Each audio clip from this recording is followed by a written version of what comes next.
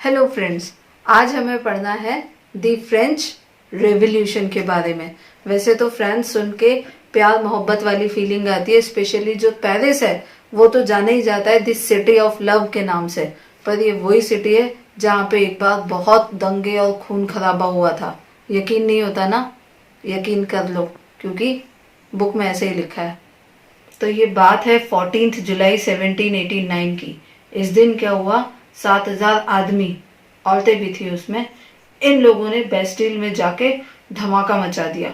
क्या किया इन्होंने, वहां का जो कमांडर था उसको निपटा दिया और सारे लोग चले गए उसके अंदर और वहां से 7 लोगों को फ्री करा लिया। ये जो बेस्टिल था ये जाना जाता था किंग के डेस्पोटिक पावर्स के लिए। जो भी आदमी किंग की बात नहीं सुनता था वो उठा के उसको बेस्टिल में पटक देता था। तो पहली बार ऐसा हुआ कि राजा के अगेंस्ट सारे लोगों ने मिलके कोई एक्शन ली।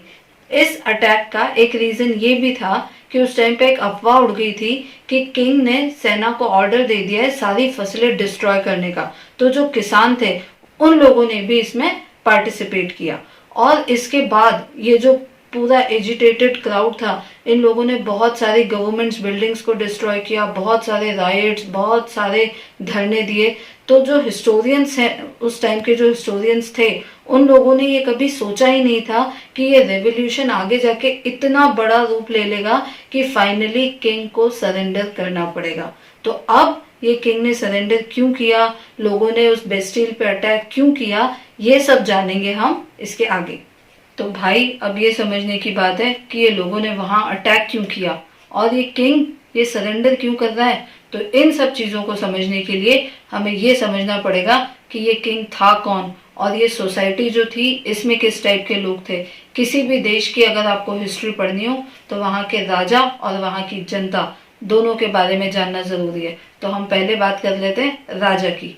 अब ये जो राजा था इसका नाम था लुइस द 16। राजा होके भी इसको एक अच्छा नाम नहीं मिला। इसकी पुरानी 16 जनरेशन एक ही नाम से काम चला रही थी। वैसे राजा होने के बाद भी इसकी किस्मत बड़ी खराब थी। 2 रीजंस। पहला तो जब ये राजा बना तब इसको खजाना पूरा खाली मिला। दूसरा, बेचारे की 20 साल में ही शादी कर दी गई। तो ये जो भाई साहब थे लुइस द 16, ये बिलोंग करते थे बर्बन फैमिली को। ये वही बर्बन है जिसके हम बिस्किट्स खाते हैं और कई बार तो हम कुत्तों को भी खिला देते हैं और फिर दुनिया कहती है कि हिंदुस्तान गरीब।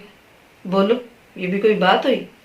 वैसे एक बात बहुत अच्छी है, ये जो राजा था ना, इसकी जो प्रिंसेस थी बहुत ही ब्यूटीफुल। ऑस्ट्रियन प्रिंसेस से इनकी शादी हुई थी और उनका नाम था मरी एंटोइनेट। बहुत ही सुंदर और बहुत ही रिच डायनेस्टी को बिलोंग करती थी ये प्रिंसेस। अब ये जो इनको खजाना खाली मिला उसके कुछ रीजंस हैं। सबसे पहला रीजन तो ये था कि ये जो फ्रांस है ये बहुत लंबे सालों से वॉर्स में इन्वॉल्व था। खुद की प्रॉब्लम्स इनसे सॉल्व नहीं हो रही थी और ये लोग चले थे अमेरिका की प्रॉब्लम्स को सॉल्व करने के लिए। अमेरिका की कुछ 13 कॉलोनीज थी जो ब्रिटेन के अंडर में थी। अब ब्रिटेन का उस टाइम पे पूरे वर्ल्ड में बहुत दबदबा था। तो फ्रांस को लगा कि अरे भाई, हम कुछ नहीं है क्या, हम हेल्प करेंगे अमेरिका की। तो अमेरिका को हेल्प करने के चक्कर में अपनी लुटिया डुबो ली। ऑब्वियस सी बात है कि जब वॉर होता है तो खर्चा बहुत बढ़ जाता है। और दूसरा, इनका जो पैलेस था, बहुत ही बड़ा palace which is known as palace of Versailles, उसके मेंटेनेंस में, उसके रख रखाव में, उस वहां जो लोग काम करते थे उनकी सैलरी देने में ही बहुत बड़ा अमाउंट खर्च हो जाया करता था। तीसरा रीजन ये है कि जब इन्होंने इतने वॉर्स किए तो इन्होंने लोन लिया। पहले ही लोन था, अब वो बढ़ के हो गया था 2 बिलियन का। अब वो जो लोन था उस पर 10% का इंटरेस्ट लगाते थे। काफी सारा अमाउंट तो सिर्फ इंटरेस्ट को पे करने में ही चले जाता था। दिन पे दिन जो लोन अमाउंट था वो बढ़ता जा रहा था। और बाकी जो रेगुलर एक्सपेंसेस थे, स्टेट के, कोर्ट्स के, ऑफिसेस होते थे बहुत सारे, यूनिवर्सिटीज वगैरह, इन सबको मेंटेन जो करना था वो तो रेगुलर एक्सपेंसेस थे ही। तो ऑल एंड ऑल खर्चा बहुत ज्यादा था, लोन भी बहुत ज्यादा था और इनकम का सोर्स जो था वो सिर्फ और सिर्फ ले दे के टैक्स ही बचा था। तो ये तो थी राजा की बात। अब थोड़ी सी कर लेते हैं मन की बात, छोड़ो जनता की बात। तो वहां की जो जनता थी, मतलब बोले तो सोसाइटी जो थी वहां की, वो बेसिकली 3 एस्टेट्स में डिवाइड थी। First one was clergy, clergy मतलब जो चर्च के लोग थे। सेकंड नोबिलिटी, नोबिलिटी मतलब राजा और उसके कुछ मिनिस्टर्स। और थर्ड एस्टेट जो थी उसमें सारे बचे हुए लोग आते थे, which includes big businessman, merchants, lawyers, professors, advocates, छोटे किसान, शॉपकीपर्स, मजदूर, सारे जितने भी लोग बचे हुए थे वो सब इस थर्ड एस्टेट में आते थे। अब वहां का सिस्टम जो था टैक्स का वो बड़ा अजीब था। सारा का सारा टैक्स बेचारी थर्ड एस्टेट को ही देना पड़ता था। और टैक्स भी एक दो तरीके के नहीं, बहुत सारे अलग अलग तरीके के टैक्स थे। जो रेगुलर चीजें थी उन पे भी टैक्स लगता था, जैसे bread, tobacco and so on. अब ये जो इतने सारे टैक्स थे उतने नहीं पढ़ने, सिर्फ दो ही सुन लो। एक था टाइद, दूसरा था टिले। ये जो टाइद है इसको आप अंग्रेजी में कह सकते हो 1/10। तो चर्च जो है वो ऐसे ही आ जाता था मांगने कि जो भी आपका प्रोडक्शन है, जो भी आप कमाते हो, उसका 1/10 हिस्सा तो चर्च ही लेके चले जाएगा। दूसरा जो था दैट इज टिले, वो जाता था सीधे स्टेट गवर्नमेंट को, बोले तो किंग को। तो चर्च और किंग कुछ काम नहीं करते थे। काम कौन करता था? Third estate. टैक्स भी कौन पे करता था? Third estate. और फाइनली लड़ाई भी किसने की? थर्ड एस्टेट ने ही की। फ्रांस की जो लैंड थी उसका 60% तो या तो राजा के पास थी, या फिर चर्च के लोगों के पास, या फिर जो बड़े बड़े बिजनेसमैन थे उनके पास। तो जो पेजेंट्स थे या जो लैंडलेस लेबरर्स थे वो बेचारे क्या करते? वो मजबूर थे उस लैंड पे काम करने के लिए, और उस काम के बदले में उनको जो वेजेस मिलते थे वो बहुत ही कम होते थे। और मजेदार बात तो ये कि 90% जो पेजेंट्स थे दे वर लैंडलेस, तो उनका बहुत ज्यादा एक्सप्लॉयटेशन किया जाता था। तो अब हालात कुछ ऐसे थे कि थर्ड एस्टेट के लिए तो जीना बहुत मुश्किल हो गया था। टैक्सेस बहुत ज्यादा थे, ब्रेड की प्राइसेस बहुत बढ़ रही थी, उनकी सैलरी, उनके वेजेस बहुत ही कम थे। और ऊपर से 1715 में पॉपुलेशन थी 23 मिलियन, जो कि बढ़ के हो गई 28 मिलियन इन 1789। तो पॉपुलेशन ज्यादा, हर जगह महंगाई। तो इस टाइम पे क्या हुआ, लोगों में बहुत डिससेटिस्फैक्शन वाली फीलिंग आ गई। उनको लगने लग गया कि अब या तो राजा रहेगा या हम रहेंगे। हालांकि ये सिर्फ एक फीलिंग ही थी। अब इस फीलिंग को रेवोल्यूशन में कन्वर्ट करने वाले जो हीरो हैं उनकी एंट्री अभी हुई नहीं है। 5 मिनट बाद उनकी एंट्री होने वाली है इस पिक्चर में। अब ये जो थर्ड एस्टेट थी वहां की, उसमें सभी तरीके के लोग थे। सिस्टमैटिक खिचड़ी पकी हुई थी।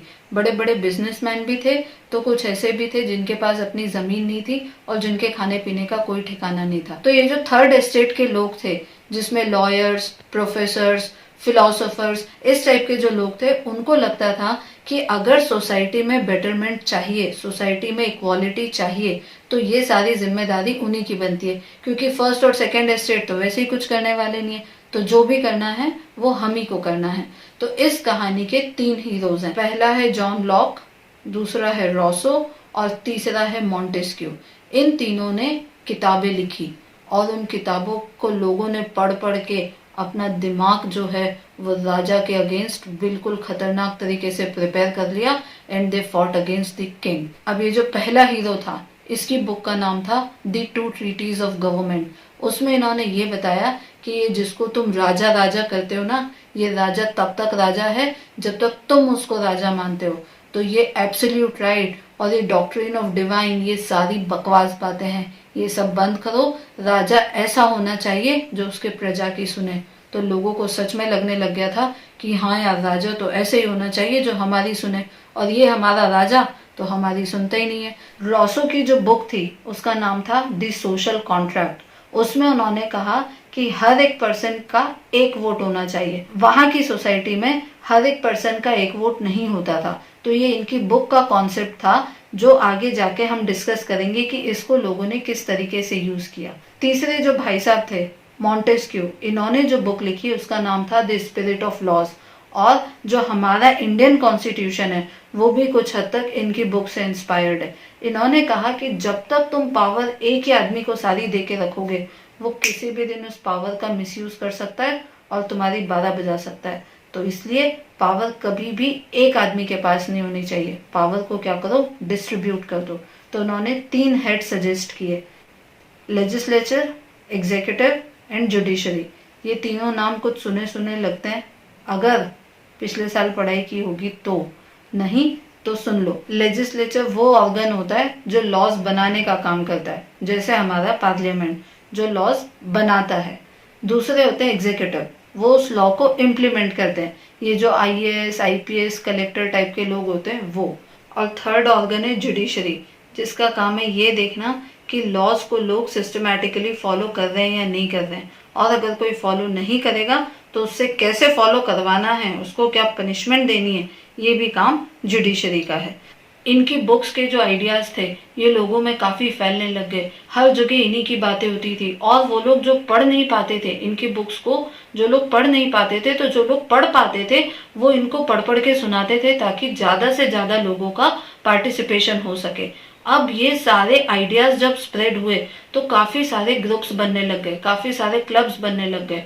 उसमें से एक क्लब था जेकोबियंस क्लब, उसने तो आगे जाके खतरनाक धूम मचाई। आगे हम उसके बारे में पढ़ेंगे। उसके पहले हम पढ़ते हैं कि ये जो रेवोल्यूशन हुआ इसका आउटब्रेक कहाँ से हुआ।